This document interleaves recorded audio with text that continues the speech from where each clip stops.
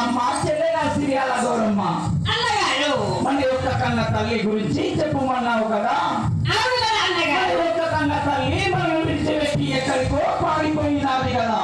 అన్నగారు మనల్ని విడిచిపెట్టి పారిపోయిందని అంటున్నావా అన్నగారు? అన్నగారు ఎక్కడెక్కడ తిరుగుతున్నారో నాకు భయంగా ఉంది. జయ రేణుకా